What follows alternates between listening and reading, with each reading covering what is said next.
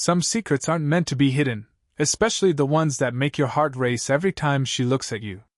I never planned to meet her that night.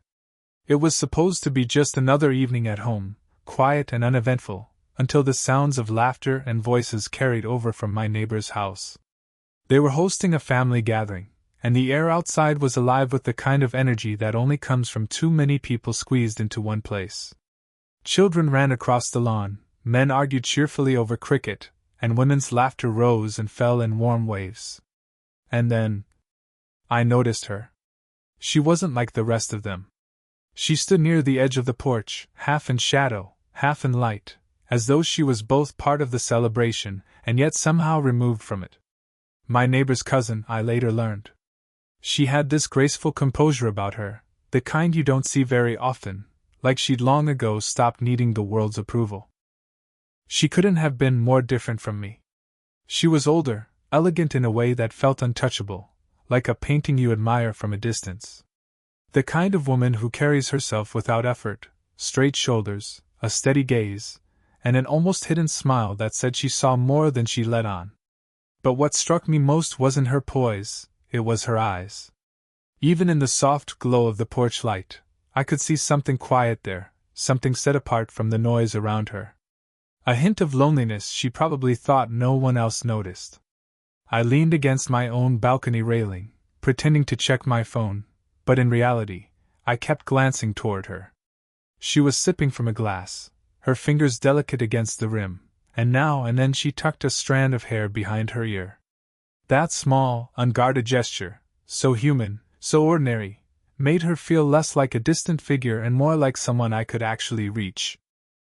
The night air smelled faintly of jasmine from the hedges between our homes, and each time the breeze shifted, the scent carried toward me. I found myself holding still, as though moving too quickly might break the fragile spell of the moment. When she laughed, not the loud laughter of the others, but a softer, almost private laugh, it cut through the crowd noise in a way that pulled me in. I didn't know her. I didn't even know her name yet. But I knew in that moment that I wanted to. And maybe she felt my gaze. Because just then she turned. Her eyes found mine across the distance, and for a second, just 1 second, the rest of the gathering blurred. Her lips curved into the faintest smile, as if we were sharing a secret no one else could see. My chest tightened, not in panic, but in a strange kind of recognition. That was the moment it began. Not with words, not with a dramatic gesture, but with a glance in the soft light of a noisy night. A glance that told me she wasn't just my neighbor's cousin. She was going to be something more. Later that evening, when most of the noise had spilled indoors, I stepped outside. The air had cooled, carrying with it the faint hum of cicadas. I didn't expect to see her there, leaning against the wooden railing of the porch, a soft glow of light outlining her figure. She looked almost like she was waiting for someone, though her eyes were cast toward the quiet street. Her cousin's house was still alive with laughter behind her, but she seemed untouched by it, as though she'd slipped free of the gathering without anyone noticing. I hesitated. Part of me wanted to turn back inside, keep the safe distance I'd told myself I would maintain. But something stronger nudged me forward. My footsteps on the gravel must have given me away, because she turned her head slowly, and there it was again, that faint, knowing smile. "You found the quiet corner too," she said softly, her voice calm, carrying just enough warmth to disarm me. I shrugged, leaning against the opposite end of the railing. I thought I was being clever. Guess I wasn't the only one who needed an escape.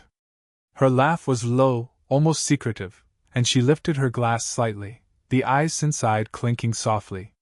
Family gatherings, they're a little overwhelming sometimes. I watched her for a moment, the way the porch light painted her profile in shades of gold and shadow. There was something magnetic about how she spoke, not rushed, not trying to fill silence, but letting pauses breathe between us. "I wouldn't have guessed," I said. "You seem perfectly at ease inside." She gave a small shake of her head, her hair falling gently across her cheek before she brushed it back. "Ease and belonging aren't the same thing." Those words hung in the air, heavier than casual conversation. I didn't push. Instead, I let the quiet settle again. The breeze carried a strand of her perfume toward me, something faintly floral, layered with warmth I couldn't quite name. My chest tightened in the silence. Not awkward silence, something richer. The kind of pause where you become suddenly aware of every detail. The sound of crickets, the flicker of a street lamp, the faint curve of her lips as she stared into the night. "So," I asked gently, "are you staying long?" Her eyes shifted back to me, studying me with a kind of careful curiosity. "Just a week. Maybe less. I'm only visiting." The word visiting struck harder than it should have. Temporary. Fleeting. And yet, the pull I felt toward her in those few minutes was stronger than most connections I'd made in years. She tilted her head slightly, amusement flickering across her face. "You're quieter than I expected." I smiled faintly. "Maybe I just didn't have the right company before." Her eyes softened at that, lingering on me for longer than they needed to. The air between us shifted, not heavy, but alive with something unspoken. Neither of us moved closer, yet I could feel the nearness of her. The railing that separated us seemed less like a barrier and more like a thread pulling us inward. That night, on that porch, we didn't exchange secrets or promises. Just words, pauses, and the unmistakable sense that this was the beginning of something we both weren't prepared for. The next evening, I found myself hoping to see her again. Not that I admitted it, even to myself. I told my neighbor I was just stepping out for some air, but in truth, I was drawn to that porch where I had last seen her, as though her presence had quietly imprinted itself on the night. And there she was. This time she sat on the steps instead of standing, her glass cradled loosely in her hands. She looked more relaxed, the kind of relaxation that comes only when the rest of the world isn't paying attention. A stray curl of hair fell forward, catching the porch light. "You again," she said, noticing me before I even spoke. Her smile was small, teasing, but her eyes softened as though she was secretly glad I'd come. "Me again," I answered, lowering myself onto the step a respectful distance away. Close enough to share the quiet, but not close enough to intrude. For a while we didn't speak. The muffled voices inside drifted through the walls, but out here it felt like another world.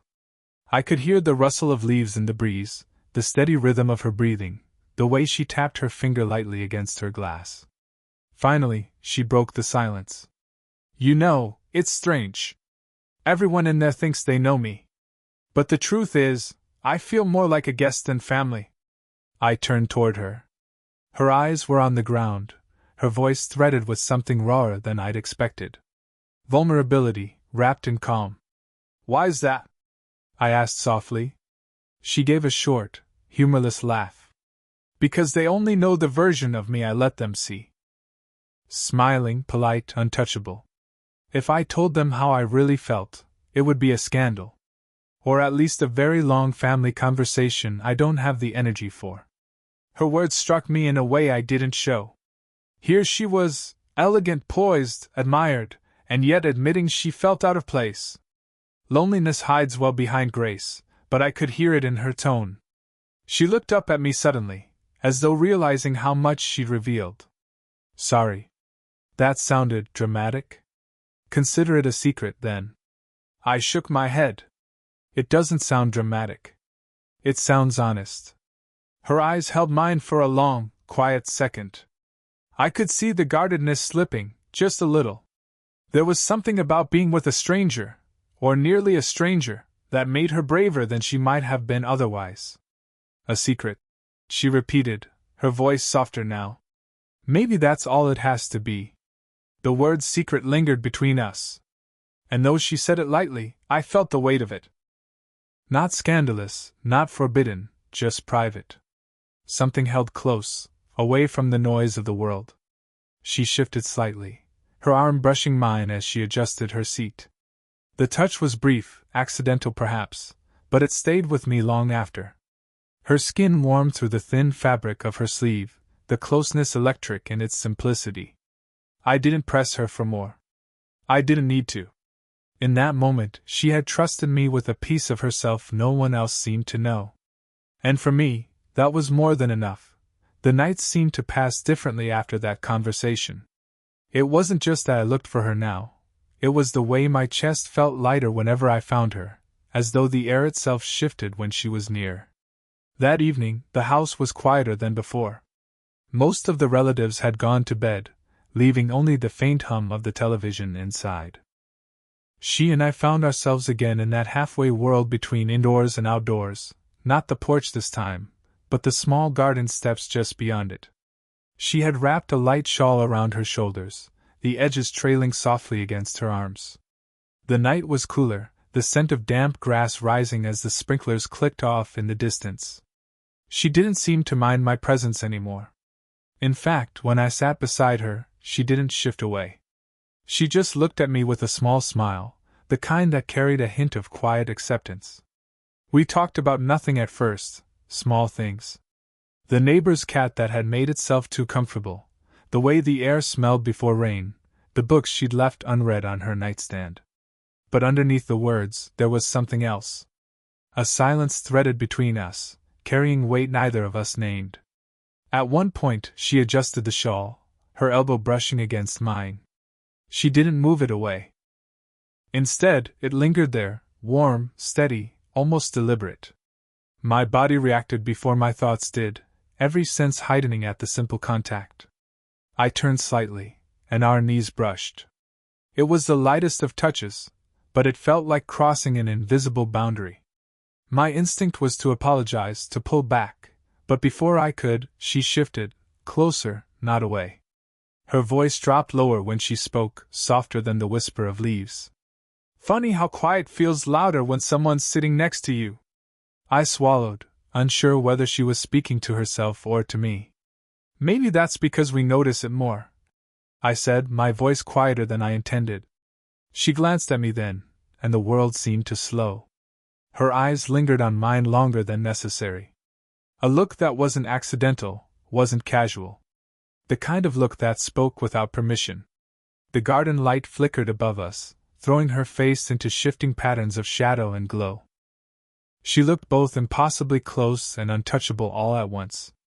My hand rested loosely on my knee, and I swear I felt her gaze flicker toward it before returning to my face. I wanted to reach for her. Every part of me was alive with that want. But I didn't. Not yet. Instead, I let the silence stretch, our bodies already telling the truth our words refused to name.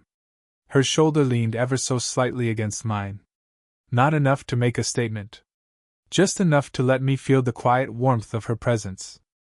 And that was all it took, one small, deliberate closeness, to make the night feel charged, fragile, and unforgettable.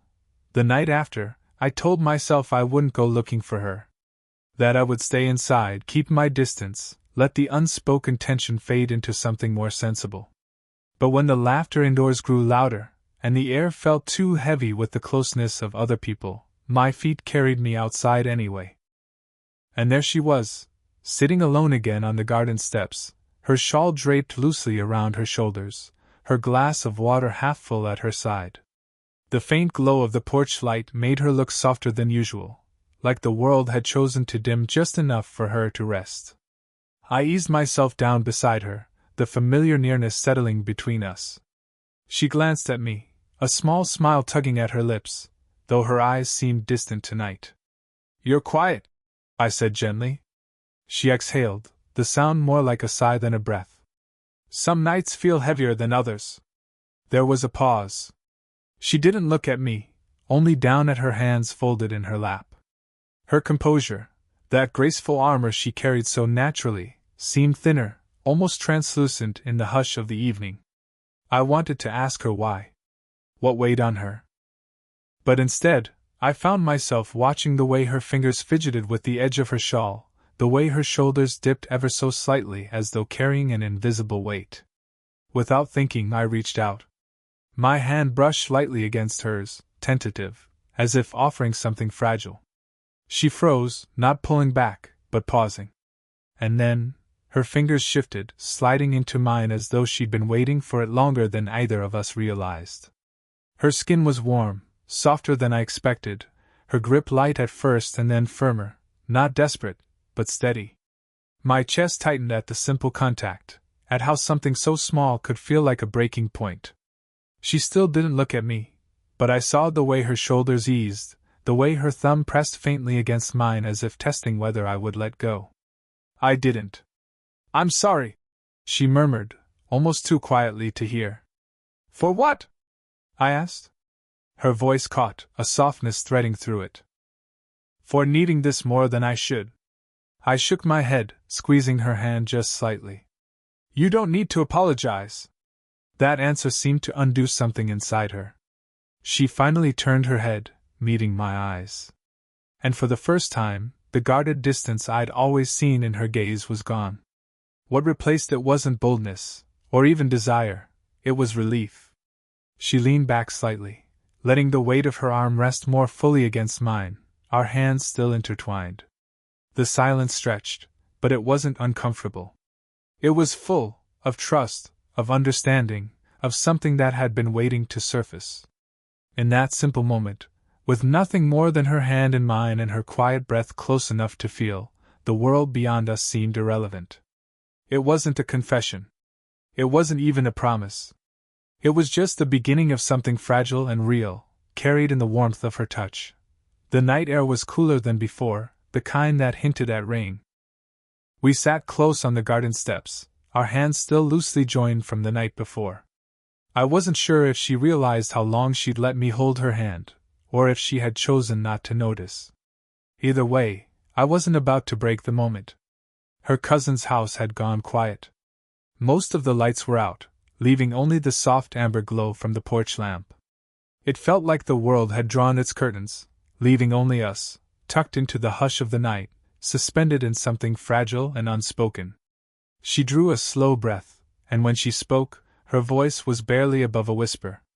"This is a secret." The words weren't playful, not even conspiratorial.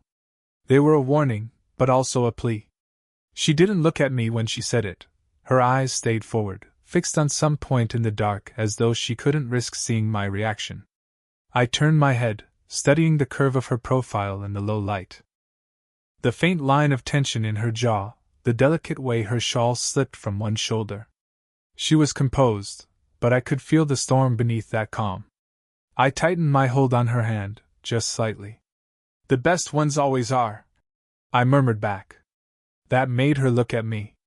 Slowly, almost reluctantly, as though she hadn't planned to. Her eyes found mine, and for the first time, she didn't look away. The silence stretched, heavy, alive with all the things we weren't saying. I could feel the weight of her gaze, the question in it. She didn't need to ask aloud, and I didn't need to answer. Everything was there, suspended between us: desire, hesitation, fear, and something dangerously close to longing. Her lips parted as though she might speak, but no words came. Instead, she shifted, leaning in just slightly, enough that her shoulder pressed against mine more firmly now. I could hear her breathing, steady but unguarded, the faintest brush of her exhale against my cheek when she turned. For a moment, I thought she might close the distance completely. That we would cross the line we'd been circling for nights. My pulse hammered at the thought, my every nerve alive to her nearness. But she didn't. Instead, she let her forehead rest against my shoulder. Quiet. Uncomplicated. A gesture that carried more weight than a kiss might have. "I don't know what I'm doing," she whispered. I let my free hand rise, hesitating only for a second before brushing back a loose strand of her hair. "Neither do I," I said softly. "Maybe that's what makes it real." She closed her eyes then, as though surrendering to the safety of that answer. And I sat there, still, not daring to move, afraid that even breathing too deeply might shatter the fragile, perfect moment. No declarations. No promises. Just the undeniable truth, alive in the silence between us. The night stretched on longer than it should have, the kind of night where time feels suspended, as though the world has quietly agreed to wait while two people find their place in it. She leaned against me, her forehead still resting lightly on my shoulder, her hand folded into mine as if it belonged there. We didn't speak for a while. Words felt unnecessary, too fragile, too clumsy to capture the quiet certainty that had settled between us. The air smelled faintly of damp earth, the promise of rain hovering, and the porch lamp buzzed softly above, the only sound besides the rhythm of her breathing. Eventually, she lifted her head. Slowly, almost reluctantly, as though the weight of it was still comfortable against me. Her eyes searched mine, steady but questioning, as if waiting for me to be the one to step back. But I didn't. I couldn't. "You know this can't be simple," she said finally. Her voice wasn't cold. It carried the warmth of someone who had thought about this far more than she wanted to. I nodded, the faintest of smiles tugging at my lips. "The best things never are." That earned me a soft laugh, though it came with a trace of sadness. She shook her head, but she didn't pull away. Instead, she let her hand tighten in mine, her thumb brushing lightly across my skin in a gesture that felt both tender and deliberate. For a moment, she seemed to weigh something, the risk, the secret, the fragile line we were treading. Then she let out a breath, quiet but steady, and leaned in again, this time resting her head fully against my shoulder. Not hesitant. Not testing. Simply choosing. The simplicity of it made my chest ache. No drama, no declarations. Just the steady warmth of her body beside mine, her trust given in the way she allowed herself to stay. The sky above had begun to pale, faint streaks of silver slipping into the horizon. Dawn was approaching, washing the garden in a softer kind of light.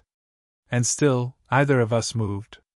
"I don't want this to end," I said quietly, almost to myself. She tilted her head slightly, her hair brushing against my jaw as she answered. "Then let's not end it. Let's just keep it ours." Ours.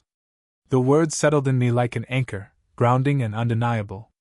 I squeezed her hand once more, holding it as though to seal the promise. We didn't need to define it, didn't need to explain it to anyone else. It wasn't for them. It was for us, a secret, yes, but one that felt less like hiding and more like protecting something precious. As the first light of morning spilled across the lawn, she turned her face just enough for her cheek to rest against me again. And in that moment, with her beside me and the quiet world waking around us, I knew we had chosen something real. Not a perfect love. Not a simple one. But ours. And that was enough. 25.